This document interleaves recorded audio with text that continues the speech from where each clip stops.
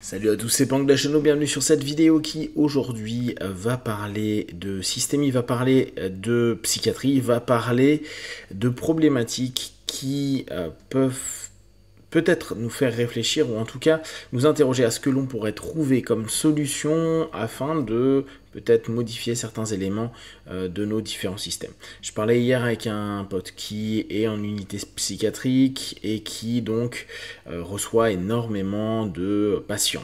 Ce qui est intéressant, c'est qu'il me disait on a eu un taux de nouvelles personnes de plus de 50% et c'est pas la seule unité psychiatrique en France dont c'est le cas. Bon, bien sûr, on sait qu'il y a beaucoup d'hôpitaux qui enlèvent ces unités-là parce qu'il n'y a plus suffisamment de psychiatres. Ça, c'est un des problèmes aussi des formations et aujourd'hui de l'intérêt de ces différents emplois.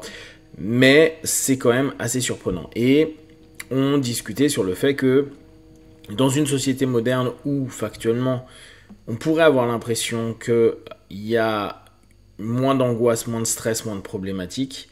En réalité, ça n'a pas l'air d'être vraiment le cas. Et on pourra dire ce que l'on veut, mais peut-être que par rapport au passé, peut-être parce qu'il y avait moins de diagnostics, peut-être que c'était moins facile d'accès, hein, on est bien d'accord, mais à l'époque, les asiles, donc là où on mettait les 10 fous, ce qui aujourd'hui n'est plus du tout la même sémantique. Il y avait du monde, mais ça semblait pas autant par rapport à la proportion de population. Dans cet échange, je disais, le problème, c'est que il y a aujourd'hui une non-construction, on peut même pas dire déconstruction, qui est un mot très à la mode, ou une destruction, il y a une non-construction de l'appareil psychique de beaucoup de jeunes parce qu'il n'y a pas d'éléments familiaux, structurants, et le système, on pourrait se dire le macro-système qui est l'État ou l'école, ne structure pas non plus que ça. Bon, on va me dire, bien sûr, l'État c'est pas son rôle, et l'école non plus, à la base, c'est pas éduquer, c'était juste professer un ensemble de connaissances. Et dans cette complexité, c'est que maintenant beaucoup de parents divorcent, les enfants vivent parfois avec un seul des deux membres, ou au contraire, une multiplicité de membres. Donc, il y a une problématique de confiance par rapport à comment poser son appareil psychique, comment le construire, comment le structurer, sachant qu'il faut, à minima, une sensation de sécurité, une sensation où on peut s'exprimer, se libérer, se découvrir, etc., avec un adulte protecteur, un adulte ou des adultes en l'occurrence, qui vont pouvoir lui permettre d'avoir une structure. Or, comme il me dit, la plupart du temps, les gens, c'est absolument pas le cas.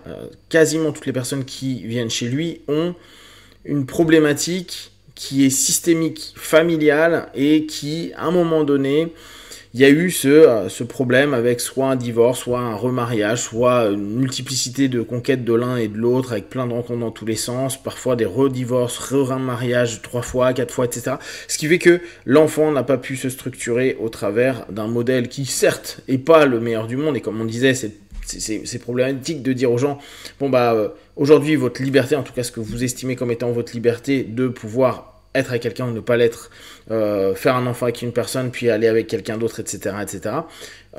Si tu commences à dire, oui, mais peut-être la famille serait un élément structurant, d'un coup, tu deviens ultra rétrograde, à dire, mais attends, l'amour, le couple, etc., il n'est pas dit qu'on va rester avec une personne toute sa vie, etc.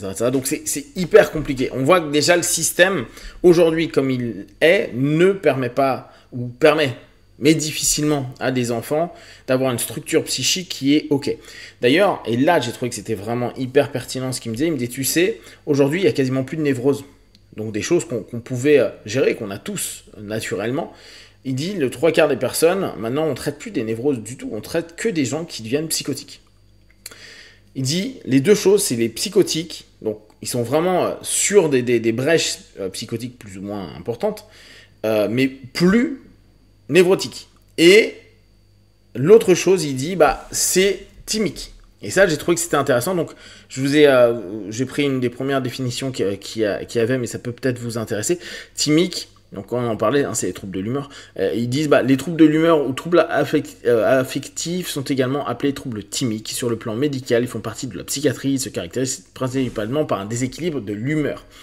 Et on parle bien d'équilibre-déséquilibre. Cette notion, et là on peut revenir sur cette notion aujourd'hui qu'on entend beaucoup, les écrans. Pour ceux qui ont écouté ma capsule d'hier sur le phubbing, on sait qu'on a cette addiction à l'écran, cette addiction au téléphone, cette addiction et cette incapacité ou cette difficulté aujourd'hui à avoir une concentration. Cette notion où on n'arrive plus à structurer potentiellement l'humeur, et on le voit de plus en plus, il est compliqué pour beaucoup de personnes d'accepter une règle, une norme, une loi, bref, un cadre.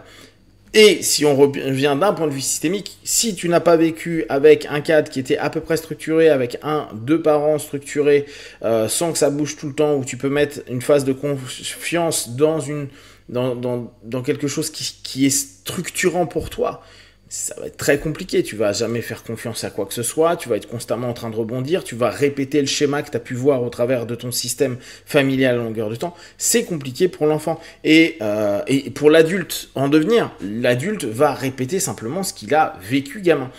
Et cette notion aussi liée beaucoup à l'éducation positive, les nouvelles éducations qu'on a eues depuis Dolto, etc., ont amené une déstructuration. En tout cas, là vraiment, bien sûr, il faudrait faire des grosses études, etc. Mais là, je vous parle vraiment d'un feedback empirique de quelqu'un qui travaille au quotidien et des échanges qu'on peut avoir, moi aussi, au travers du cabinet. Il y a un problème parce que on est dans un système où on n'accepte plus qu'il y ait des contraintes. Et on peut revenir sur une autre capsule que je vous ai fait il y a 3-4 jours sur la frustration. Interdiction de frustration, on ne peut plus frustrer, interdire d'interdire, c'est en gros le post 68 qui s'est retrouvé dans la psychologie, qui s'est retrouvé dans l'éducation familiale, qui s'est retrouvé dans énormément de choses. Et là encore, sans passer forcément pour un réac, moi je le suis complètement, je suis un méga réac, mais si on réfléchit un petit peu, c'est-à-dire sans forcément retourner dans une espèce d'idéalisation passéiste qui est absurde, parce que bien sûr que c'était pas mieux avant, c'était différent et ça n'amenait pas les mêmes problématiques. Et aujourd'hui, on a une problématique qui est, vu qu'il y a moins de cadres, vu qu'il y a une difficulté à gérer les frustrations, vu qu'il y a un problème au niveau de ces émotions qu'on n'a pas réussi à exprimer ou qu'on a tout exprimé d'un coup, et qu'en plus on a dit mais laisse-le vivre son émotion pleinement parce que ça va lui faire du bien, on s'aperçoit que il y a des troubles de l'humeur qui sont hyper fréquents. On sait à quel point les gens sont devenus de plus en plus cyclotimiques, ça manque de constance. Pourquoi? Ça manque de cadre, ça manque de structure, ça manque de répétition. Pourquoi ça manque de discipline? Parce que là encore, c'est compliqué quand on a des up-down en longueur de temps de se dire je vais réussir sur certains éléments à me discipliner. Il y a plein d'éléments, bien sûr, il n'y a pas que ça, mais qui sont très liés à la structure dans laquelle on a pu faire évoluer l'enfant. Et si pendant une période, c'était pas les parents qui pouvaient gérer ça, il y avait à l'école, dans certaines écoles, des écoles très dures, souvent qui étaient religieuses, où il y avait les sœurs qui s'occupaient des enfants, et là, ça marchait à la baguette. Alors là encore, moi, pour l'avoir vécu avec un collège très dur, sur l'instant, on trouve vraiment que c'est pourri, que c'est horrible, c'est la prison.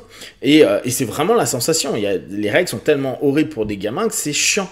Néanmoins, sur le long terme, est-ce que ça n'apporte pas une structuration et une capacité à gérer ses émotions plus intéressante qu'aujourd'hui on lâche tout et faites ce que vous voulez. N'oubliez pas que dans le thymique, il y a aussi tout ce principe du trouble affectif normal. Si on n'a pas réussi à ressentir de la sécurité et de l'amour suffisant et qu'à chaque fois ça changeait de famille, ça changeait de frère, de sœur, je vois telle personne 3 jours et l'autre personne 3 jours, etc.